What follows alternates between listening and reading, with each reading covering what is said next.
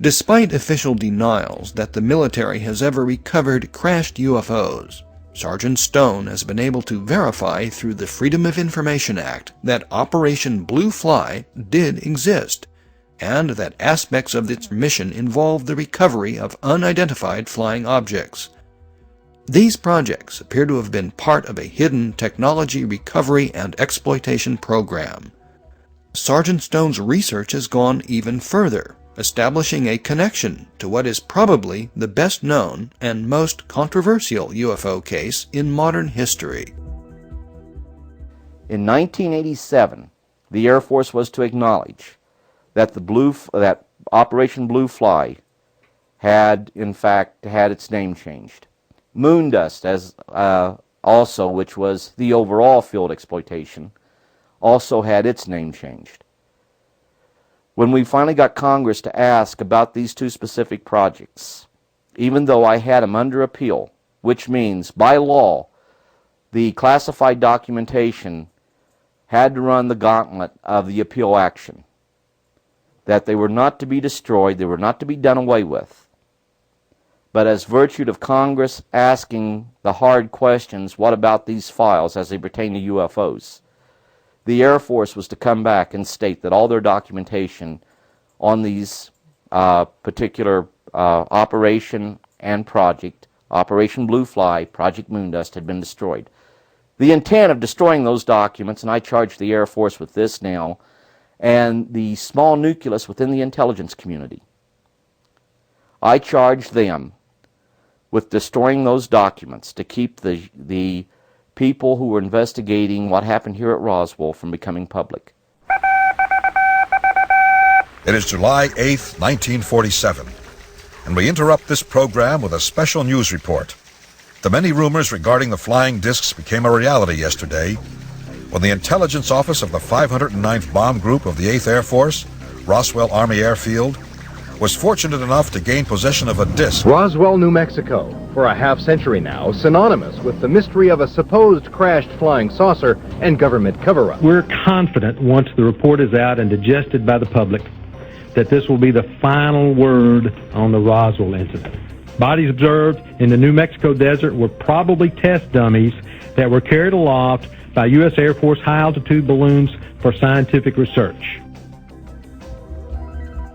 Roswell, New Mexico, a name now emblazoned into our cultural memory. UFO investigators claim that in the summer of 1947, one or more UFOs crashed outside of this small town to be retrieved by the Army Air Force. The military recovery operation was supposedly hushed up for more than 30 years before researchers began to discover eyewitnesses. This event was allegedly the start of a major cover-up that continues today. Sergeant Clifford Stone claims to have found evidence that Roswell was the scene of a UFO crash, this despite ongoing denials from the Air Force. Denials that are issued with as much force today as they were more than half a century ago. Within those documents, you would learn of U.S. Air Force Detachment 35.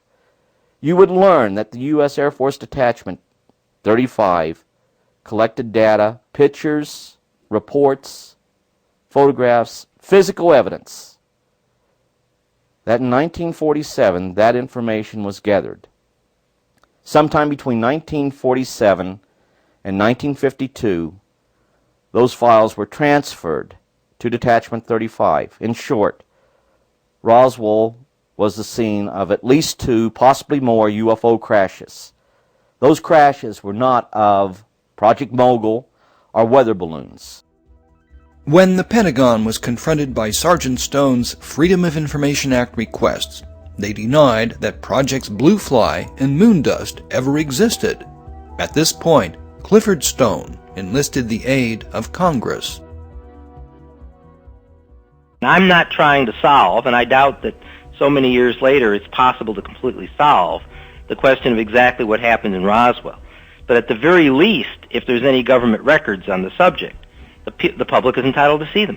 In 1993, after having received numerous requests from constituents, a member of Congress from New Mexico launched an investigation of the Roswell incident. This was the first time in nearly half a century that a public official decided to press for answers.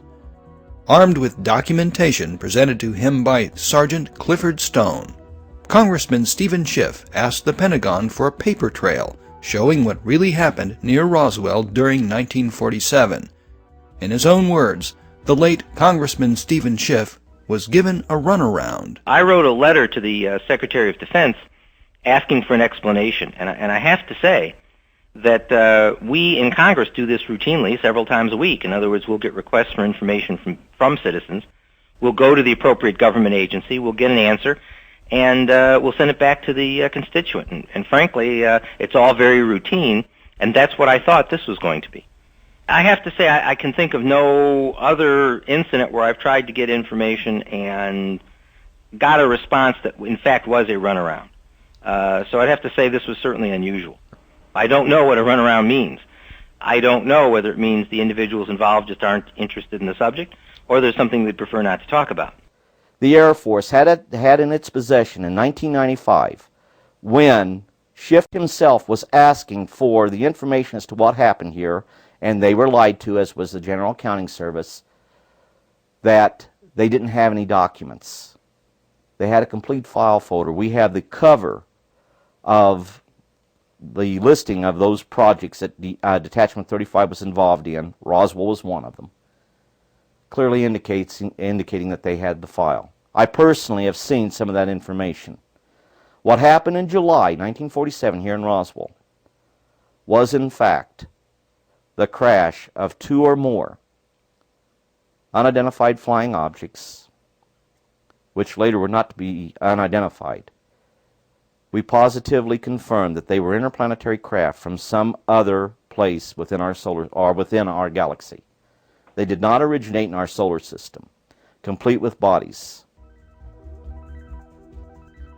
When Congressman Stephen Schiff asked the General Accounting Office to look into the Roswell matter, the Air Force told the GAO that its records for that time period were destroyed long ago.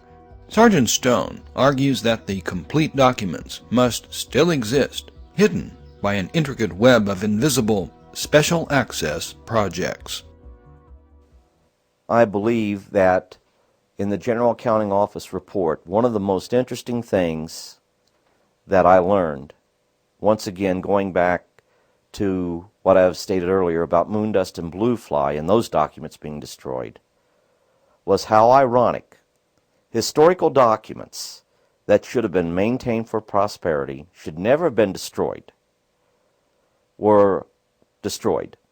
Those documents that would have told us once and for all what really happened here in Roswell, the Air Force maintained had been destroyed. Once again, I have to word it this way. I would suggest that they were not destroyed. You do not destroy the Holy Grail.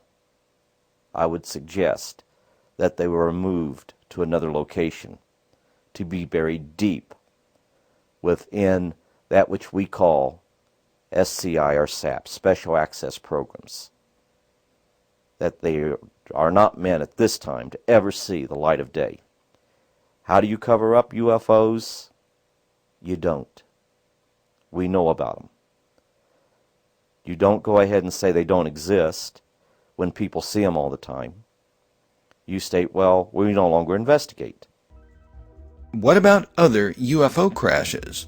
From his work verifying Operation Blue Fly and Project Moondust, Sergeant Stone has been able to show that a number of UFO crash retrievals have taken place around the world since 1947, and that the U.S. military was probably deeply involved with a number of them.